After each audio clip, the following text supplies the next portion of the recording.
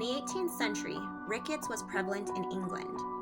This caused problems for childbearing women, as the survivability rate for C-sections at the time was still very low. This led to the invention of this instrument. This was the first prototype of the Aitken's chainsaw. This was developed specifically to perform symphysiotomies. To use the Aitken's chainsaw, first an incision would be made at the edge of the symphysis. They would then replace a handle with a needle and guide it through the incision, where they would then saw through the pubic symphysis.